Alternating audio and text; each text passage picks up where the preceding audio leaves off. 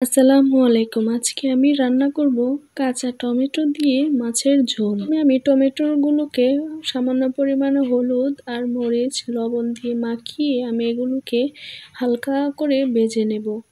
ভেজে নেওয়ার জন্য আমি কড়াইতে দিয়ে দিয়েছি আর ঢাকনা দিয়ে কতক্ষণ আমি ভাজবো। আমার প্রায় ভাজা হয়ে গিয়েছে। এখন আমি এগুলোকে নামিয়ে নিব। এখন আমি একটা কড়াইতে পরিমাণ মতো তেল দিয়ে দিয়েছি আর দিয়ে দিয়েছি কুচি করে পেঁয়াজ। পেঁয়াজগুলোকে আমি ভালো করে ভেজে নেব। পেঁয়াজগুলো ভাজা হয়ে গেলে এখানে আমি দিয়ে দিব পরিমাণ মতো মরিচের গুঁড়ো, হলুদের গুঁড়ো, ধনিয়া গুঁড়ো আর দিয়ে দিব পরিমাণ মতো লবণ। দিয়ে আমি একটু নাড়াচাড়া করে পানি দিয়ে মশলাটাকে কষিয়ে নেব।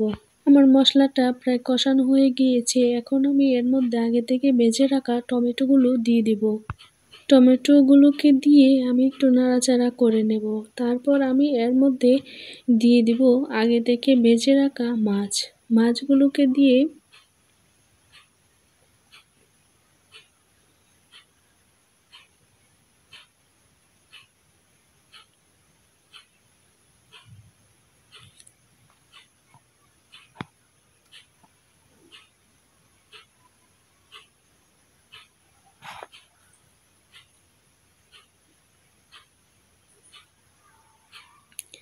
আমি এখন আগে থেকে ভেজে রাখা মাছগুলো দিয়ে দিচ্ছি। মাছগুলো দিয়ে আমি একটু নাড়াচাড়া করে নেব। নাড়াচাড়া করে এর মধ্যে দিয়ে দিব পরিমাণ মতো পানি।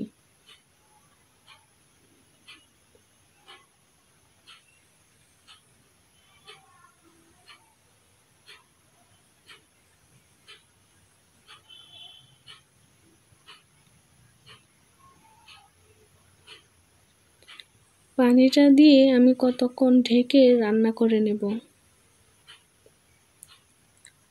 আমার প্রায় রান্না করা হয়ে গিয়েছে। এখন আমি এর মধ্যে দিয়ে দিব, উপর থেকে ছড়িয়ে দিব ধনিয়া পাতা। ধনিয়া পাতাটা দিলে তরকারিটা অনেক সুন্দর একটা ফ্লেভার আসে, কালারটাও সুন্দর লাগে। দিয়ে আমি কতক্ষণ ঢেকে রেখে দিব, তাহলে ঘ্রাণটা তরকারিতে বসে। আমার রেডি হয়ে গেল গরম গরম কাঁচা টমেটো দিয়ে মাছের ঝোল।